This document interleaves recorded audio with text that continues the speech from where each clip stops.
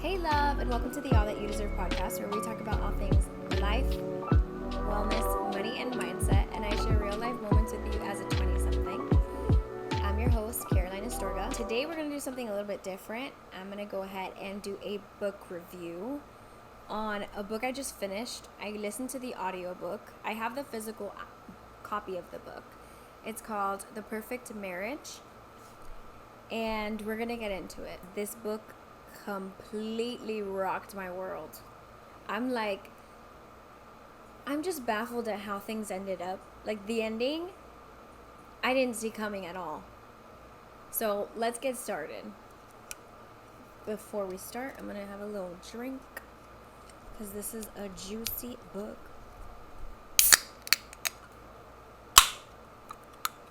All right.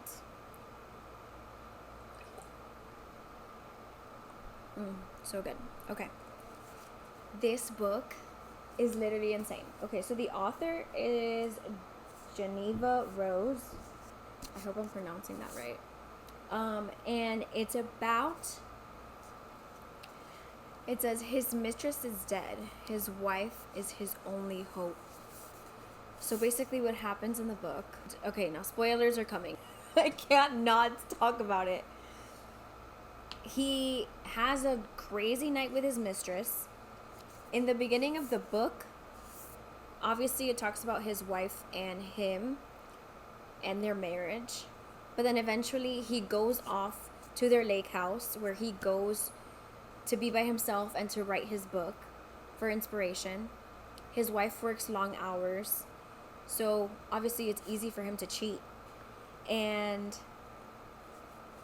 he has his mistress over. They go to Pound Town like crazy. And then he wakes up in the middle of the night because he's supposed to go back home to his wife at around 12. He leaves his mistress a note. And then he goes home. He gives her a kiss on the forehead and he goes home. Little did he know, his mistress was dead already. Like, I'm going to spoil everything right now. So, if you're not ready, if you haven't read the book or you're going to read it and you don't want spoilers, skip this. Don't listen to this podcast episode. Okay, so his mistress is dead. He didn't know. And he goes to his wife's house. When he gets home, his wife tells him, like, she wants to have a baby. And obviously she never wanted to have a baby before because she was very, like, hyper-focused on her career as a lawyer. Then the man, he literally just got back home from being with his mistress.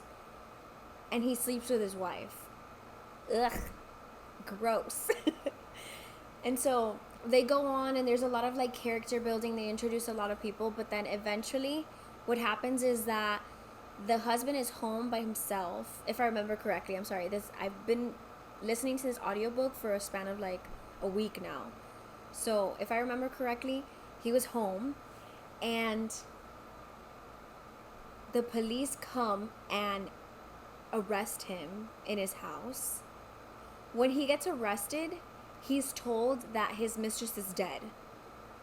He's like, wait, what? I don't get it. I don't understand. She was just alive. Like, we were just together. And then, obviously, his wife finds out that he was arrested. So she goes and she's asking questions to the police officers. And then she finds out he's arrested because he cheated and he has a mistress. A whole freaking situation happens, but she ends up being his lawyer. His wife is his only hope. She ends up being his lawyer for the murder of his mistress, which is insane. Could you imagine? That's crazy. I can't even imagine. Little break. Okay. And so what's baffling to me is the fact that there's so many different other characters that are introduced within this entire storyline. But I was just so, like, I had so much whiplash. Like, who was it? Who did it? every person, the way that the writer wrote about every character, it almost seemed like it's possible anybody could have done it, which is obviously the point. It's a murder mystery book, but it was so insane. Like, at one point I had thought the wife's assistant did it. I had thought that basically all of the police that were involved in the investigation initially were in on it. I thought the sheriff was in on it. Sheriff, I was like, red flags, red flags, red flags, because he was freaking flirting with the wife and everything. Like, I don't know.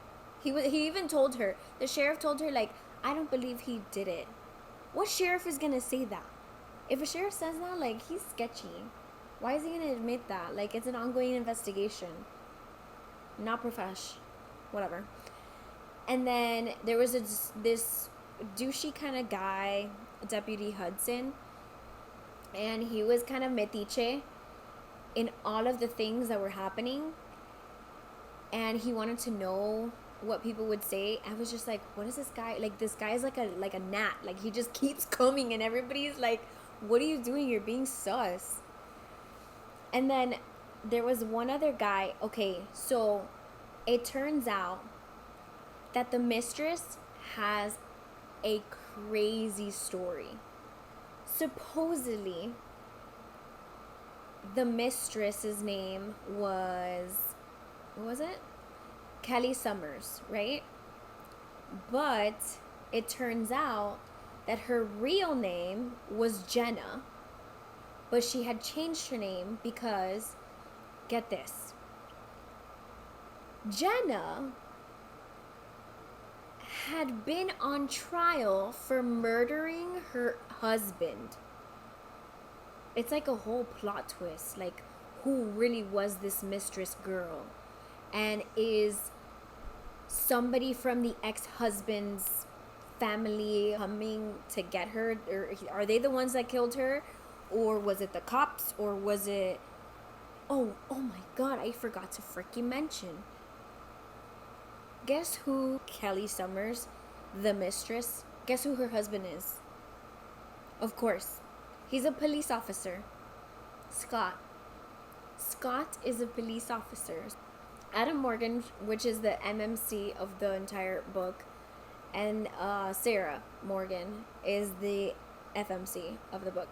It's this whole entire situation, this whole entire book had me I couldn't stop listening. And I was at work, I was listening to the book, and I was like, this is crazy.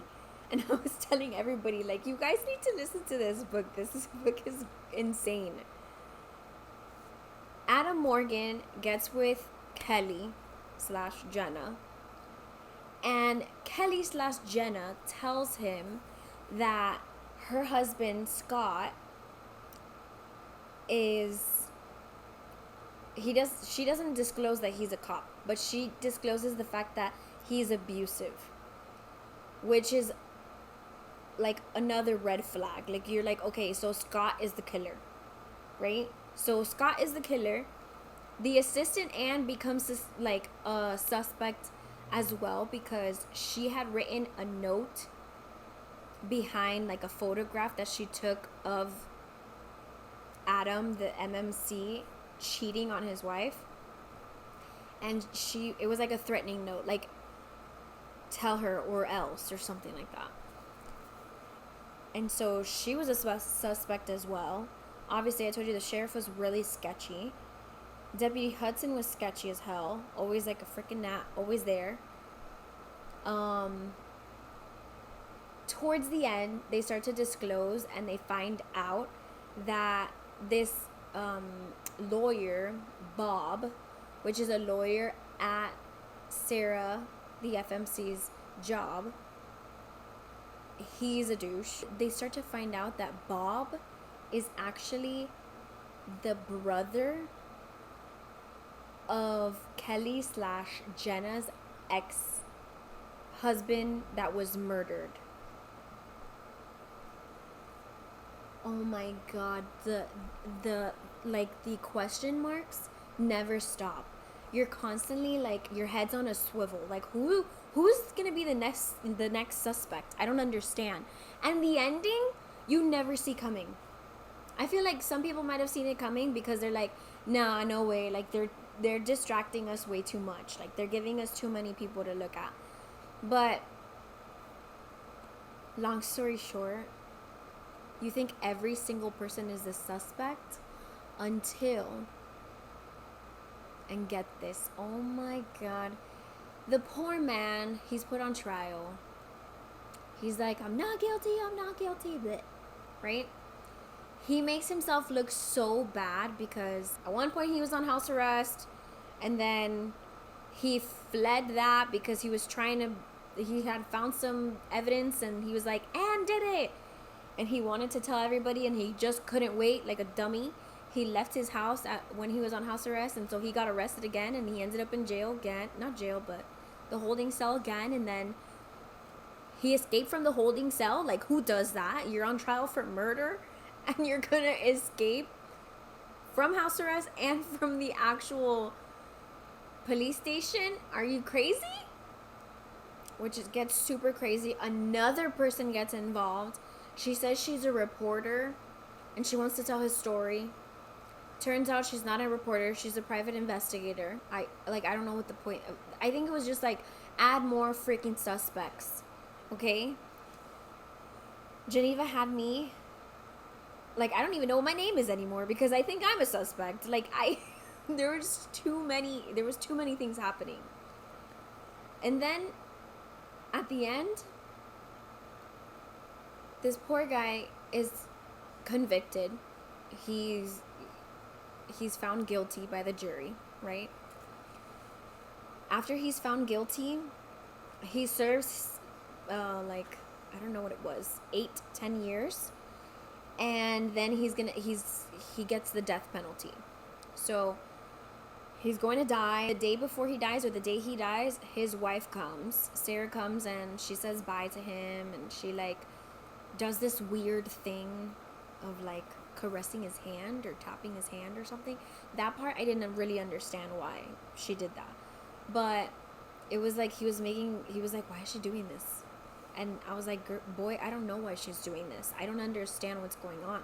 Before she leaves, she goes close to his ear and she tells him, I know you didn't do it. I know for a fact you didn't do it. And the second I read that line, I was like, oh, no way. I missed it. I missed it this entire time. I missed it. She did it. Of course. Of course. Of course it was the wife. Hello. Like, it's always the spouse. That's supposed to be your first suspect. But she had an alibi, so whatever. But it was the wife. And then guess what? Let me tell you something else. It wasn't just her. It was Bob, too. Apparently her and Bob are going to get married, and they had a kid together the years that Adam was in jail waiting his death row, basically. And Bob, the brother of the dead husband of the mistress, on my head, I'm like whiplash. I don't understand how she came up with this storyline. The plot twist was insane, and I can't believe the plot twist was literally at the very like second to last page situation. Why did you make me wait that long? I suspected everybody. I even was like, it's Kelly's mom, it's Kelly's dad. Doesn't matter if they're super old. They did it. I thought it was every single person except for her. Because I'm like, damn, she's intelligent, you know. She's really trying to defend her husband and, like, get him to have, like, the jury say that he's not guilty. She fooled me. And I bet you anything, if you had, like I said, if you read the book and you listened to the entirety of my spiel of what happened, you are on the same page as me, which is would have thought? Like, who would have thought? I would have never thought that it was Sarah. I don't know. But let me tell you, the way that he described the smile that she gave him when he, like, found out that it was her, and she was, like, walking away, like, when she was walking away from him, the little, like, that smile was, like the Joker smile. Like, that was crazy. That was insane. But that was basically the gist of what I listened to this week. My read of the week. If you guys like this book review / tell-all of what I read, go ahead and like and subscribe and tune in for next week's podcast episode. Because honestly, I might start doing these often. I love talking about the books that I read. Alright guys, thank you so much for tuning in. Have a good rest of your day. Bye.